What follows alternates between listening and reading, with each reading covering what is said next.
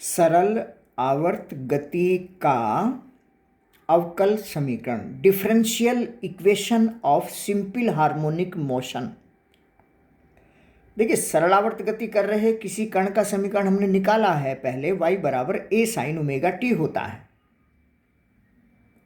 अगर हम इसका t के सापेक्ष अवकलन करें तो ये हो जाएगा d by D T of y, मतलब dy by D T, d by D T of a sine omega T, a constant है, साइन का कोस होता है कॉस ओमेगा टी, और फिर ओमेगा टी का करते हैं जिसका ओमेगा आएगा।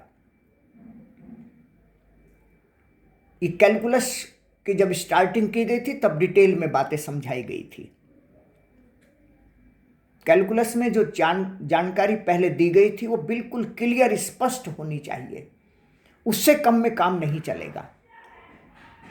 कोई प्रॉब्लम हो, कोई बात समझनी हो तो फिर दोबारा से हम कैलकुलस वाली वीडियो भेज देंगे, कहाँ से हमने शुरुआत की थी, और 2-3 पेज भी वे भेज देंगे। तो dy बाई डी टी करेंगे, क्योंकि साइन अगर t होता तो cos t आ जाता, लेकिन साइन ओमेगा टी है तो पहले ओमेगा टी लिखा जाएगा और फिर t के साथ जो गुणा है इस पूरे का ओमेगा टी का किया जाएगा। t का 1 होता है तो ओमेगा रह जाएगा, तो a omega cos omega T. इसका एक बार फिर डिफरेंशिएशन करते हैं, एक बार फिर अवकलन अगर करेंगे तो एक बार फिर अवकलन मतलब d बाई डी टी एक बार फिर लिखा जाएगा, d बाई डी टी लिखा जाएगा, तो इसको हम d2y upon D T to कहते हैं। d2y upon D T two मतलब double integration of y with respect to t, double differentiation कह लीजिए। इस समीकरण का अगर हम कहें कि डबल डिफरेंशिएशन करना है t के सापेक्ष, तो ये d2y upon D T to हो गया, a ओमेगा जू का 2 हो गया, फिर कॉस का साइन होता है लेकिन माइनस वाला, माइनस पहले आ जाएगा, साइन ओमेगा टी का एक बार फिर ओमेगा आएगा तो ओमेगा स्क्वायर हो गया। ये वेग है। अगर याद हो आपको, वेग का जब सूत्र निकाल रहे थे, सरल आवर्त गति कर रहे कण के वेग का सूत्र, वो ऐसे भी 2 लाइन में निकाला जा सकता है, बिल्कुल क्लियर स्पष्ट लिखकर, और ये त्वरण का फॉर्मूला है। त्वरण d2y upon D T to होता है, क्योंकि वेग अगर ये है तो dv बाई डी टी, फिर एसिलेशन होता है, त्वरण होता है। एक बार करके देख लेंगे तो बहुत आसान हो जाएगा ये। तो d2y upon D T two minus omega square sine omega T, और a sine omega T y होता है तो ओमेगा स्क्वायर इंटू वाई, तो ये हमारा d2y upon D T two बराबर माइनस ओमेगा स्क्वायर वाई हो गया। इसको इधर लाएंगे, प्लस करेंगे, बराबर 0 हो जाएगा उधर। तो ये d2y upon D T two plus omega square Y, ये अवकलन समीकरण हो गई, differential equation of simple harmonic motion. अब देखिए, एक जानकारी है अवमंदन। अवमंदन मतलब रिटार्डेशन। जब भी हम किसी वस्तु को जो कंपन कर रही है, दोलन कर रही है, जैसे प्रैक्टिकल में देखा होगा सरल लोलक वाले, उसको दोलन कराकर छोड़ देते हैं तो माध्य स्थिति के दोनों ओर वो इधर उधर कंपन करने लगता है, लेकिन कुछ समय बाद उसका आयाम घटने लगता है, क्योंकि रास्ते में वायु के मॉलिक्यूल से टक्कर होती है ना, उस बोब की, जो दोलक होता है, गोले के रूप में हमने लिया है, उसकी टक्कर होती है, और धागा ऊपर दृढ़ आधार से बंधा है, उसमें फ्रिक्शन होता है, घर्षण होता है। तो वायु में जब गोला गति करेगा तो शान बल लगेगा। द्रव के पृष्ठ तनाव में पढ़ा था, ध्यान आ रहा होगा। शान बल, तरल, जैसे कि ये गोली किसी तरल में सीमांत वेग का मान हमने निकाला था। जब तरल में वायु या द्रव में कोई गोली आगे बढ़ती है तो परतों को चीरते हुए आगे चलती है। शान बल, स्टोक्स बल 6 पाई आर ईटा इंटू वी, शान बल लगता है स्टोक्स के नियमानुसार। तो अवमंदन होगा, और जब अवमंदन होगा यानी रास्ते में गति के विपरीत दिशा में कोई बल लग रहा होगा, विपरीत दिशा में बल लगेगा तो उसकी ऊर्जा कम हो जाएगी, और ये बल वेग के समानुपाती होता है। अगर गति ही नहीं करेगा तो कोई अवमंदक बल नहीं लगेगा। अवमंदक बल घर्षण बल होते हैं, शान बल होते हैं। तो ये जितना ज़्यादा वेग होगा उतना ही ज़्यादा अवमंदक बल होगा। इसे हम कह सकते हैं कि F समान बराबर R dy/dt। तो सरलावर्त गति में बल होता है F बराबर m into alpha, m dy/d2y/dt2 minus m omega square y। प्रत्यानयन बल भी इसे कहते हैं, रिस्टोरिंग फोर्स, माध्य स्थिति की ओर लाने वाला बल यही होता है। अगर अवमंदक बल भी है, ये भी इसे माध्य स्थिति की ओर ला रहा है, यहां से इधर ले जाते हैं तो बल इधर लगता है, इधर जाता है बल इधर लगता है, माध्य स्थिति की ओर बल होता है, प्रत्यानयन बल इसे कहते हैं। और अगर रास्ते में दूसरा अवमंदक बल भी हो, शान बल की तरह वाला, घर्षण बल की तरह वाला, तो फिर ये और ज्यादा हो जाएगा, मतलब ये भी हो जाएगा और ये भी हो जाएगा। तो अवमंदक बल होने पर F का मान minus m omega square y तो होगा ही, और माइनस R dy/dt भी होगा। ये जो समीकरण है इसको हम इधर ले आएंगे, है ना, इसको माइनस दोनों को इधर लाएंगे तो ये हो जाएगा प्लस हो जाएंगी। तो m d2y/dt2 plus R dy/dt plus m omega square y equal to 0, ये अवकलन समीकरण हो जाएगी अवमंदित बल होने पर। अगर अवमंदक बल नहीं है तो अवकल समीकरण में m d2y/dt2 plus m omega square y बराबर 0 होगा। और अगर अवमंदक बल भी है तो R dy/dt ये भी इसमें प्लस हो जाएगा।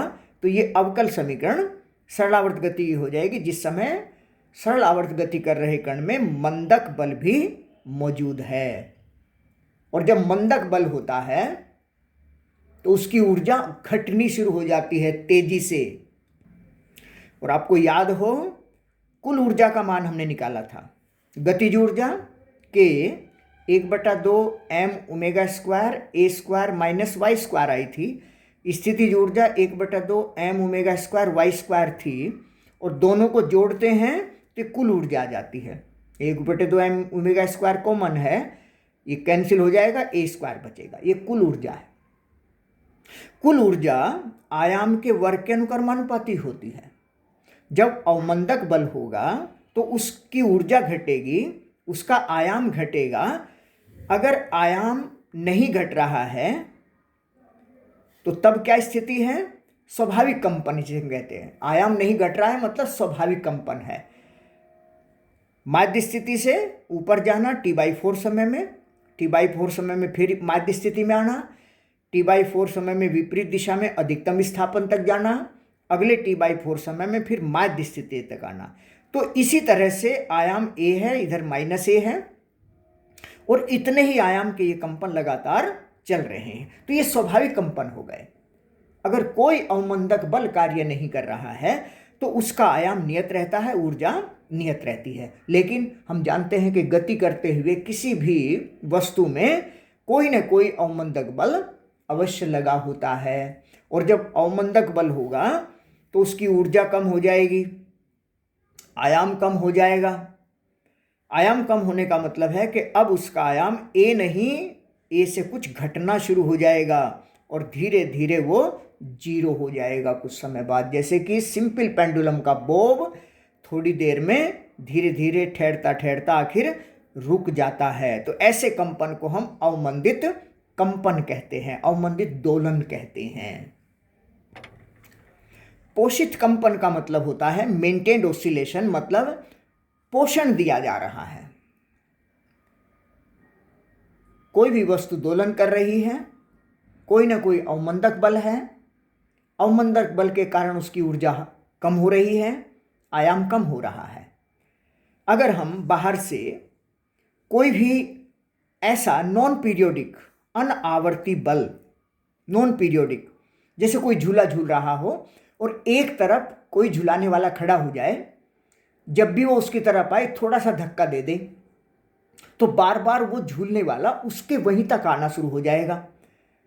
अगर बार बार एक बार झुलाकर छोड़ दें तो क्या होता है, झूलने वाला थोड़ी देर बाद ठहर जाता है। लेकिन अगर एक तरफ खड़ा हो जाए और थोड़ा सा धक्का दे दे, जब भी धक्का दे दे मतलब बल लगा दे, जब भी वो उसकी तरफ से चलना शुरू हो, तो क्या होगा, बार बार वो उतनी ही वही स्थिति तक आना शुरू हो जाएगा, उसका आयाम नियत बना रहेगा। अनावर्ती मतलब लगातार नहीं लगा हुआ है, लगातार नहीं लगा हुआ है, बस थोड़ी सी ऊर्जा बार बार उसको हर कंपन में दे दी गई है, उतनी ऊर्जा दे दी गई है जितनी ऊर्जा उसकी कम हुई थी।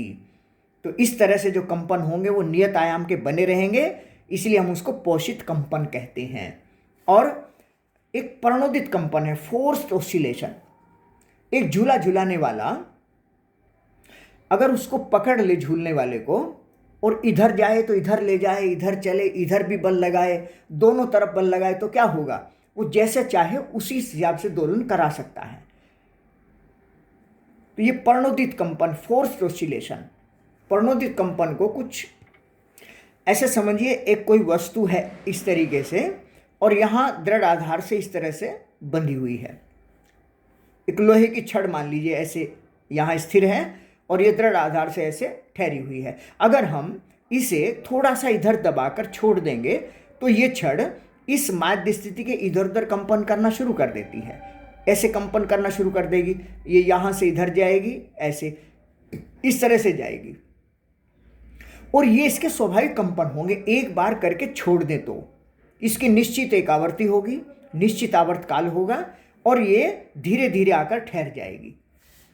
लेकिन अगर हम ऐसा करें कि हाथ से इसको पकड़ लें और इसको चाहे जिस आवृत्ति से कंपन करा लें, हम इसको बहुत आराम आराम से भी कंपन करा सकते हैं, बहुत तेजी से भी कंपन करा सकते हैं, ऐसे भी कंपन करा सकते हैं, यानी हम स्वेच्छा से किसी भी आवृत्ति से कंपन करा सकते हैं, क्योंकि हमने बाहर से पकड़ा हुआ है इसको, एक बल लगातार लगाया हुआ है। ये जो बल है ये फोर्स है, ये एक्सटर्नल फोर्स है, और ये आवर्त बल है, पीरियोडिक, क्योंकि हम इसको स्वयं ऐसा कर रहे हैं। अब ऐसे करेंगे तो इस आवृत्ति से कंपन करेगा, ऐसे करेंगे इस आवृत्ति से कंपन करेगा, और तेजी से करेंगे और तेजी से, यानी किसी भी आवृत्ति से हम कंपन इसको करा सकते हैं, किसी भी आवृत्ति से कंपन करा सकते हैं। लेकिन ये पकड़कर लगातार बल लगाना पड़ेगा, कभी इधर बल लगाना पड़ेगा, फिर इधर ले जाना पड़ेगा, फिर इधर ले जाना पड़ेगा। तो बाहर से जो लगातार एक बल लगाया जा रहा है वो आवर्त बल हो गया। आवर्त बल मतलब फोर्स्ड ऑसिलेशन। अब ये कंपन होंगे इसके, ये प्रणोदित दोलन कहलाएंगे। तो स्वाभाविक आवर्ती एक होती है जिसमें अपनी लंबाई के हिसाब से वस्तु दोलन कर रही होती है किसी आवर्ती से। प्रणोदित कंपन का मतलब है बाहर से कोई आवर्त बल लगाएं, उस आवर्त बल की आवर्ती से कंपन करे वस्तु। और एक होता है अनुनाद। अनुनाद का मतलब है कि जो वस्तु की स्वाभाविक आवर्ती है वही उस पर बाह्य जो आवर्त बल लगाया गया उसकी आवर्ती भी है। अगर वस्तु की स्वाभाविक आवर्ती और बाह्य आवर्त बल की आवर्ती बिल्कुल समान हो जाए या उसकी गुणावर्ती हो जाए, गुणावर्ती का मतलब उसकी 2 गुनी 3 गुनी 4 गुनी ऐसी हो जाए, तो तब भी वस्तु एक विशेष प्रकार के कंपन करती है। उसमें कंपन का आयाम लगातार बढ़ता चला जाता है क्योंकि लगातार उसको ऊर्जा मिलती है। और एक ऐसी अवस्था आ जाती है जैसे कि अनुनाद नली का प्रैक्टिकल आपने किया होगा। अनुनाद नली के प्रैक्टिकल में क्या करते थे, एक पाइप है, जल भरा हुआ है और ऊपर एक स्वरित्र को बजाकर यहाँ रखते थे। स्वरित्र की आवृत्ति निश्चित है, मान लीजिए 512 हर्ट्ज इस पर लिखा हुआ है, इस स्वरित्र की आवृत्ति निश्चित है।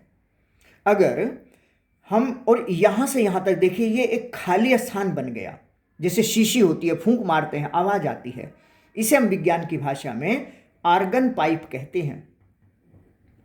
वो खुले भी होते हैं, बंद भी होते हैं। खुले का मतलब है दोनों सिरे खुले हों और बंद का मतलब है एक सिरा खुला हो एक सिरा बंद हो। तो हम इसमें क्या देखते हैं, इसकी लंबाई के हिसाब से इसकी अपनी एक स्वाभाविक आवर्ती है।